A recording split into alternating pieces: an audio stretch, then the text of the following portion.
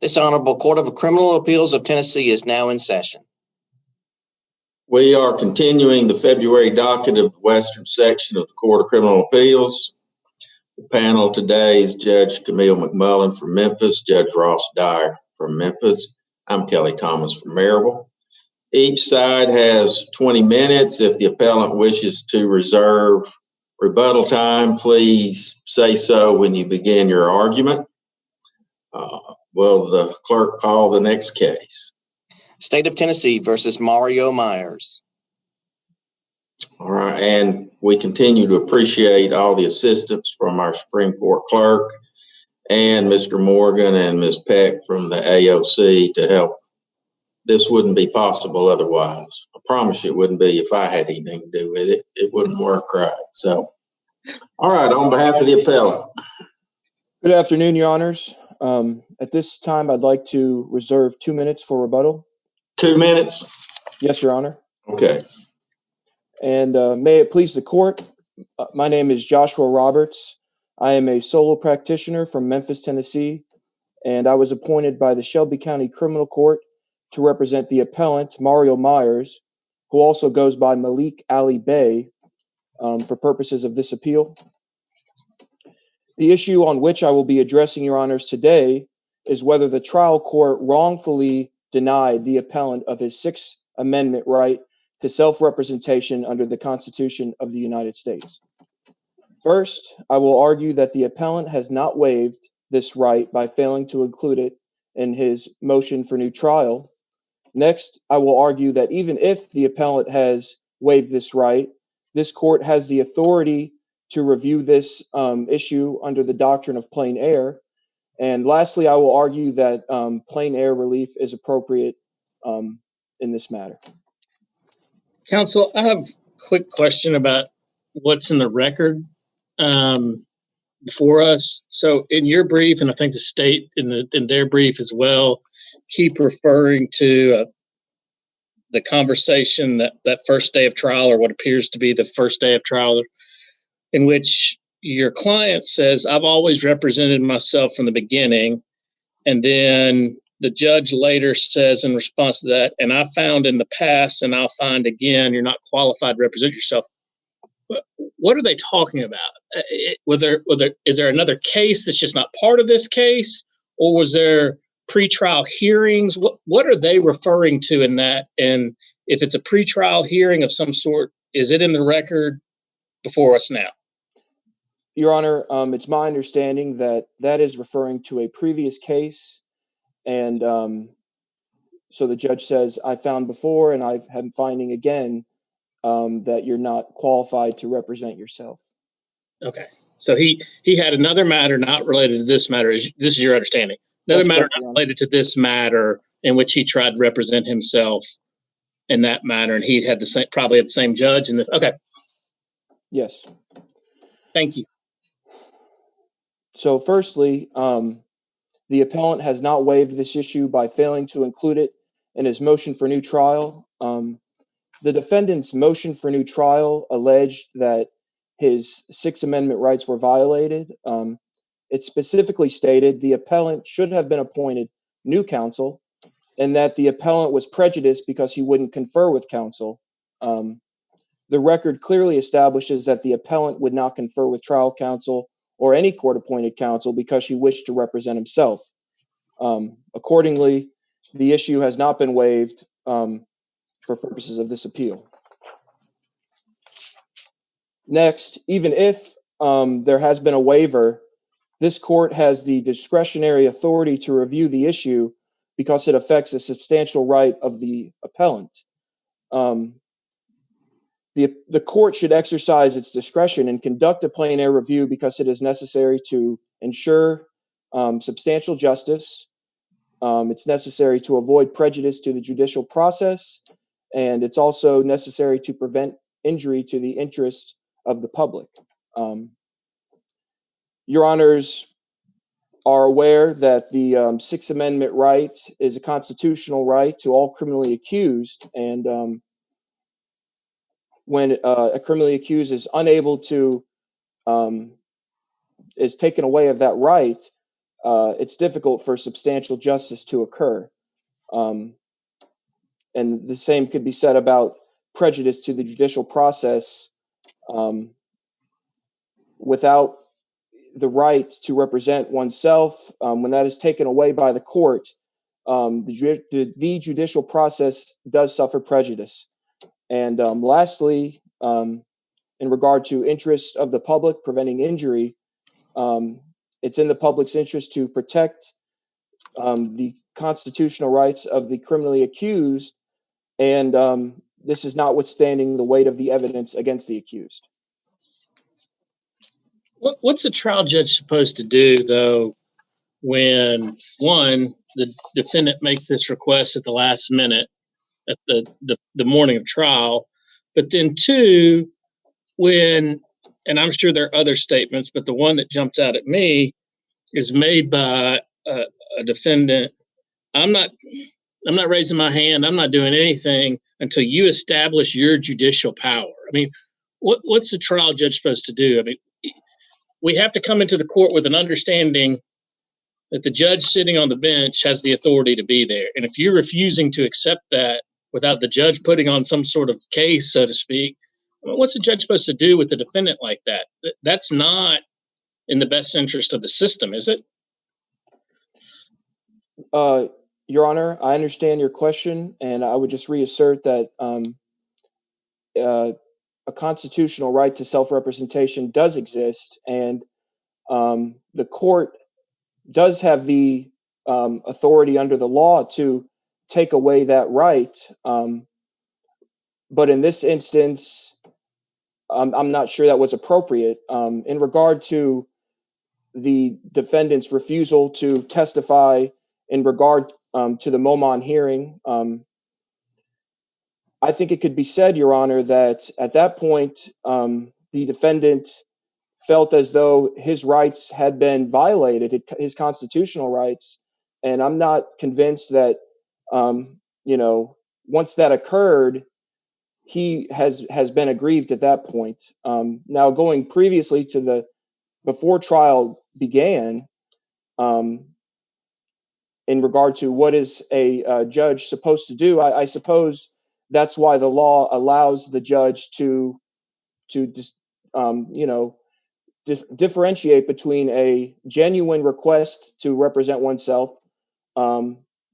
versus a manipulative request. In this instance, the appellant was challenging the judicial authority of the court, and the merit of the argument, I don't think is what's at issue here. It's and that goes back to the case law. Sure, the defendant may suffer by representing himself, and maybe he doesn't know about the law, but that cannot be the basis of denying his Sixth Amendment right to self-representation. But if I have a history with this defendant, and I know that and I'm not saying the record bears this out, but gleaning from those statements that I asked you about at the beginning of this, and I know that he's going to make statements along the way where he questions the judge's authority and those types of things. How do I balance as a trial judge the right to protect the system, which we as judges have a duty to do, as well as the duty to protect someone's Sixth Amendment right? At some point in time, those are going to conflict. And how is he supposed to bear that out when, at least from what little I've seen of the record, which is just the briefs, this defendant is either trying to muck up the system or is trying to delay. I mean, that's my reading from both briefs, a legitimate interpretation of a trial judge in this case. What's he supposed to do? How does he balance those interests? Your Honor, I'm not entirely sure. To me, the record clearly establishes that the appellant raised his right to self-representation, and I suppose the record also is shows that perhaps his defense was without merit. And I do agree with you, Your Honor, that there is a certain balancing act that is taking place, and under the case law, the judge is given discretion to make that determination, and it's addressed on appeal with a presumption of correctness. So it would be the appellant's position that the decision to deny him of his right to self-representation was wrongfully denied, and his request was genuine and non-manipulative, and was wrongfully denied. So I've addressed that the record clearly establishes the appellant's desire to be represented by himself, and that would equate to a breach of his right. And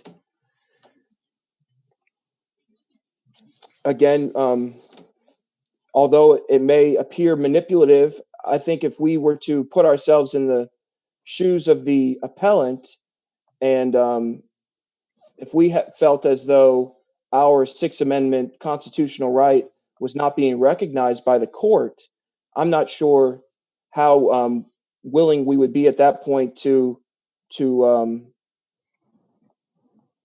I guess, in the words of the defendant, consent to judicial authority as opposed to appearing on a special visit.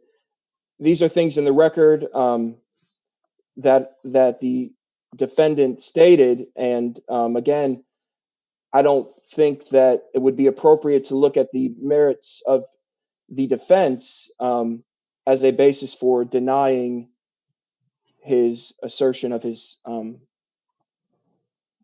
self-representation right. Yeah.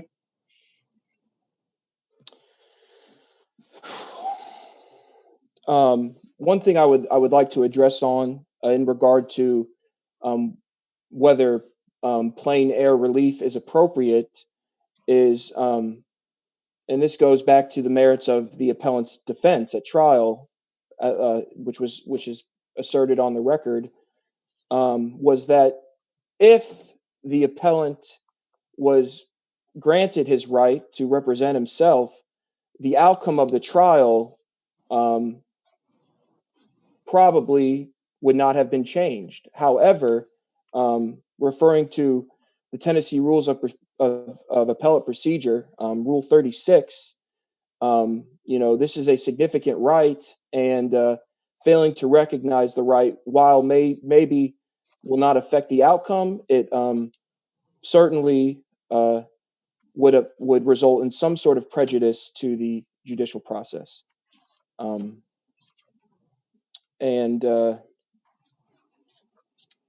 Your Honors, I think that will be all.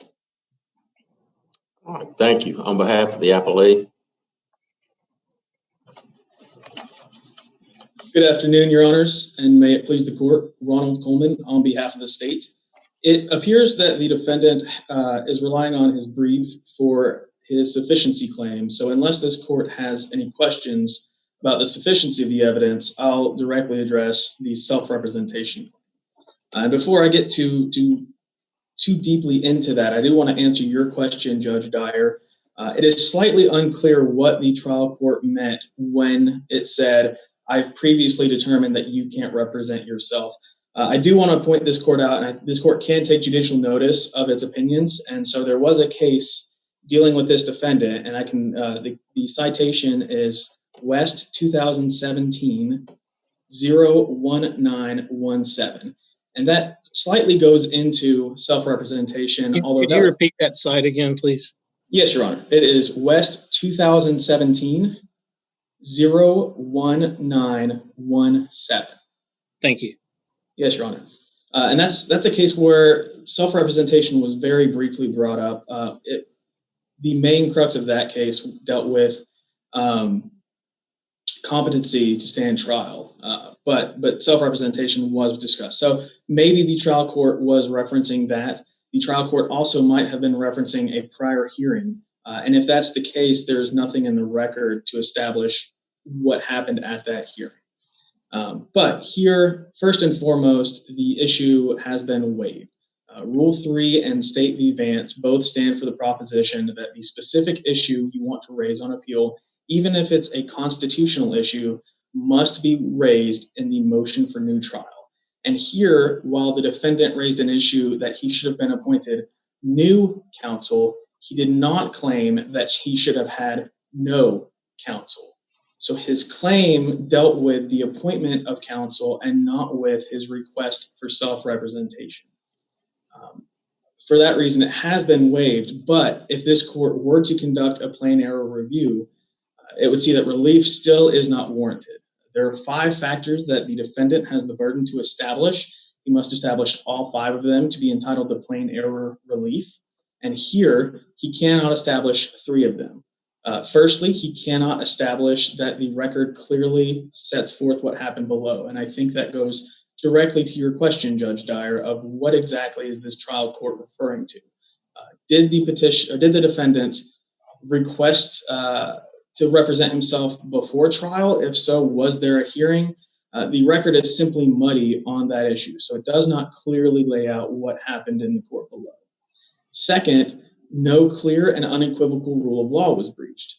So here, it is true that a defendant has a right to represent themselves, but they cannot exercise that right in order to abuse the dignity of the courtroom or to engage in serious obstructionist misconduct. And I think that goes to your second question, Judge Dyer, of what is a trial judge supposed to do in these situations? And I think you hit the nail on the head with they are supposed to conduct a balancing act of, is the defendant genuinely making this request, or are they trying to be obstructionist or try to ruin the dignity of the courtroom?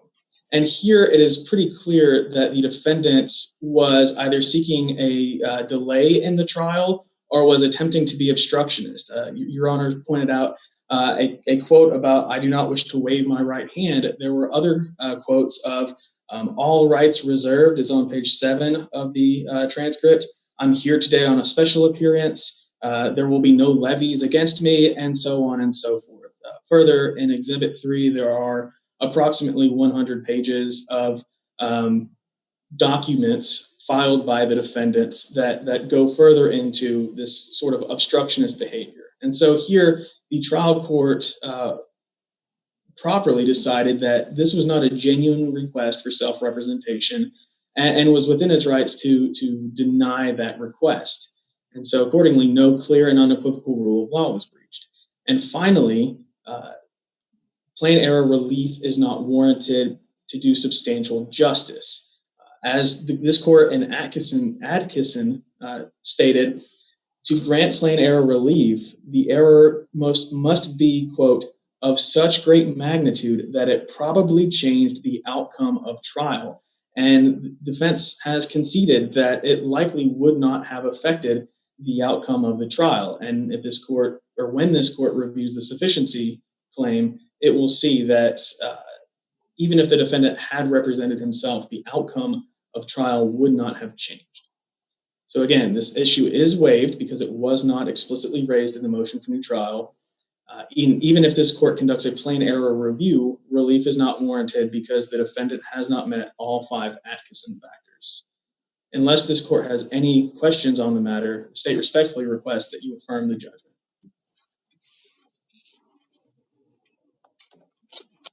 Rebuttal? In rebuttal, Your Honors, I would just say that the record, while it may not include every appearance of the defendant in court and every exchange between the defendant and the judge, it does clearly establish that prior to the trial, there was a unequivocal, knowing, and intelligent waiver of counsel by the defendant.